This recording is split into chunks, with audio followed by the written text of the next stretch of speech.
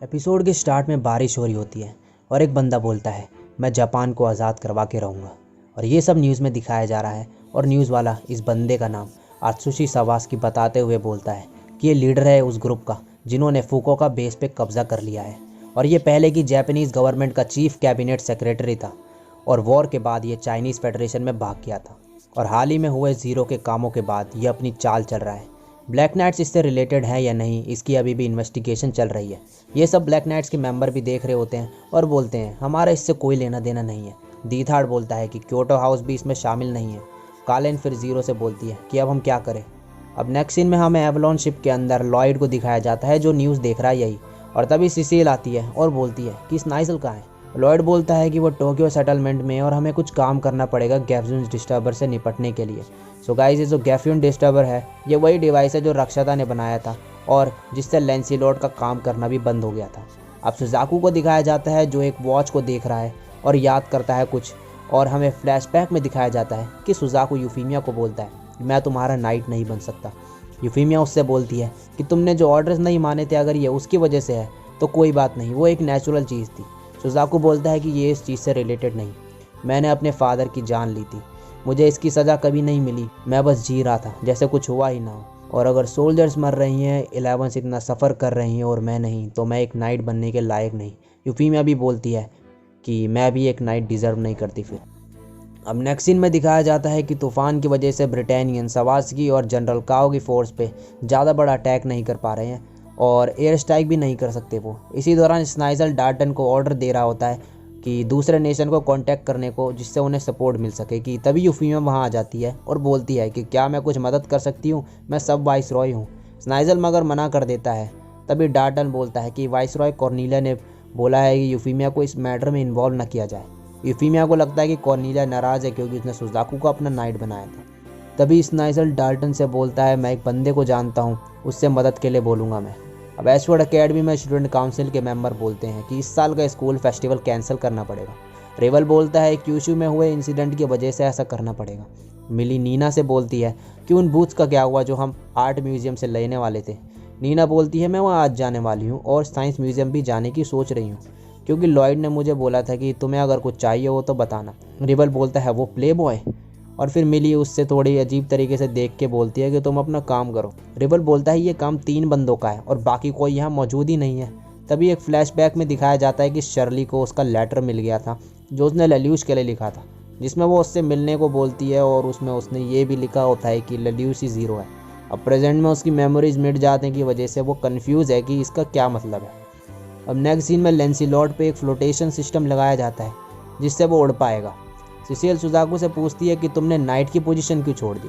Suzaku बोलता है यूफीमिया अभी भी मेरा साथ दे रही है इतना सब कुछ होने के बाद, और अगर दोबारा कुछ मैंने किया तो वो खुद को जिम्मेदार मानेगी और खुद को ब्लेम करेगी। दूसरी तरफ यूफीमिया क्लोविस के मेमोरियल म्यूजियम में होती है और क्लोविस की पेंटिंग के सामने खड़ी होकर बोलती है कि कैसे वो सबके ऊपर बोझ है जबकि वो सिर्फ कुछ करना चाहती थी, और माफ़ी मांगती है लल्यूश और नानली को ना बचा पाने के लिए। अब नीना म्यूजियम में आ जाती है बूथ लेने के लिए, मगर एक पुलिसमैन उसे अंदर जाने से रोक देता है और बोलता है कि अंदर अभी एक रॉयल फैमिली की मेंबर है तो तुम नहीं जा सकती। अब नेक्स्ट सीन में हमें ब्लैक नाइट्स की सबमरीन दिखाई जाती है जिसमें ज़ीरो बोलता है कि हम सवास्की के साथ नहीं मिलेंगे, वो सिर्फ एक पपेट है चाइनीज़ फेडरेशन का।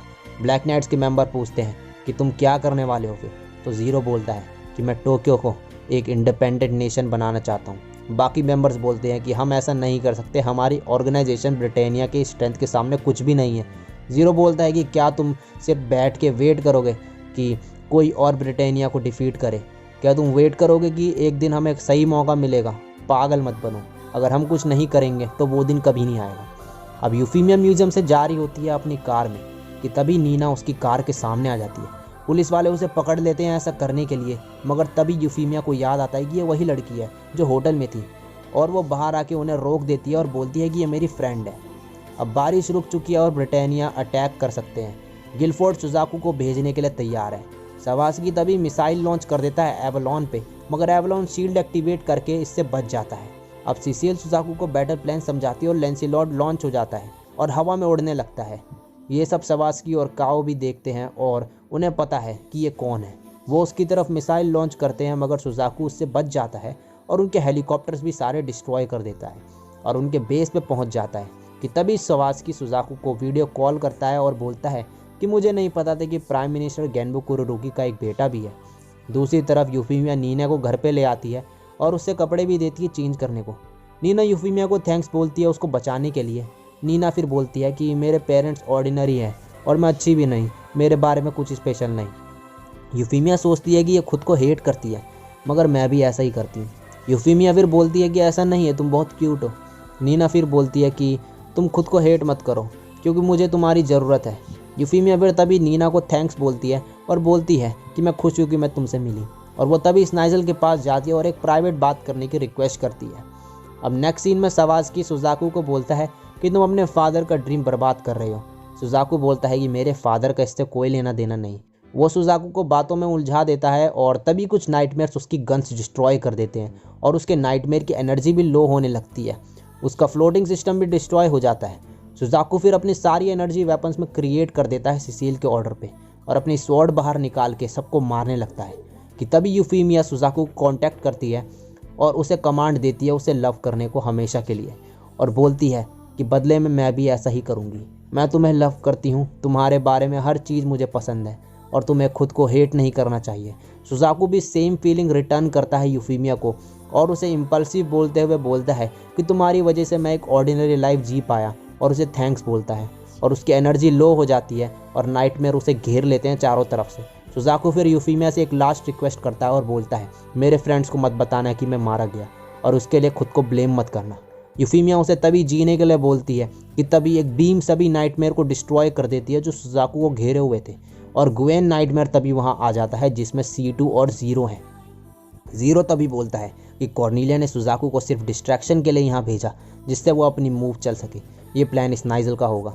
ग्वेन नाइटमेयर फिर हाइड्रोन कैनन से सबको डिस्ट्रॉय कर देता है जो कि राक्षदा ने बनाया है, और लॉयड गुस्से में है क्योंकि उसे ये कंप्लीट करना था खुद। फिर ज़ीरो सुजाकू को एक एनर्जी फिलर भी ऑफर करता है और बोलता है कि मैं कमांडर को हराऊंगा, और उसे बैकअप के लिए बोलता है। सुजाकू एनर्जी फिलर ले लेता है और बोलता है मैं ये तुम्हारे लिए कर दूंगा। फिर ये दोनों मिलकर सब कुछ डिस्ट्रॉय करते जाते हैं। सवास्की ज़ीरो को बोलता है कि तुम्हें तो हमारे साथ काम करना चाहिए ज़ीरो। ज़ीरो बोलता है मैं उनके लिए काम नहीं करता जो अपने मतलब के लिए काम करते हैं, मैं सिर्फ जस्टिस के लिए काम करता हूँ। सवास्की बोलता है कि मगर मैं जापान के लिए ये सब कर रहा हूँ। सुजाकू बोलता है तुम डरपोक थे इसलिए चाइनीज़ फेडरेशन में भागे थे। कालिन बोलती है मैं वहाँ जा सकती थी ज़ीरो की मदद करने, मगर दीथार्ड बोलता है कि वो वहाँ जीत हासिल करने नहीं गया है, बल्कि ऐसा करने से हर जगह अफवाह फैल जाएगी कि ब्लैक नाइट्स ने ब्रिटानिया की मदद करी, फिर चाहे वो ये बात रिलीज़ करे या नहीं, और लोगों को इससे लगेगा कि हम उनकी तरफ है। सवास्की और काओ वहाँ से भागने की कोशिश करते हैं मगर पकड़े जाते हैं, और जैसे दीथार्ड ने अनुमान लगाया था कि ब्रिटानिया ये बात रिलीज़ नहीं करेगी कि ब्लैक नाइट्स ने उनकी हेल्प करी, वैसा ही हुआ। स्नाइजल फिर चार्ल्स से मिलता है और सुजाकू यूफीमिया के पास आता है। यूफीमिया उसको वेलकम करती है और बोलती है मुझे फाइनली समझ आ गया, मुझे कोई परफेक्ट कंट्री जस्टिस ऐसा कुछ नहीं चाहिए, मैं बस लोगों को खुश देखना चाहती हूँ, क्या तुम मेरी मदद करोगे? और उसे नाइट बनने का ऑफ़र देती है। सुजाकू भी ये एक्सेप्ट कर लेता है और उसका हाथ पकड़ लेता है, और इसी के साथ ये एपिसोड यहीं पे ख़त्म हो जाता है। सो गाइस ये एपिसोड इतना ही था। नेक्स्ट एपिसोड देखने के लिए भाई चैनल पे बने रहो, और वीडियो अच्छी लगी हो ये तो भाई लाइक कर देना एक, और चैनल पे पहली बार आए हो तो सब्सक्राइब करके बेल आइकन को प्रेस कर देना ऐसे ही ऑसम कंटेंट देखने के लिए। आज के लिए बस इतना ही, मैं मिलता हूँ नेक्स्ट वीडियो में, तब तक के लिए सायोनारा और बाय।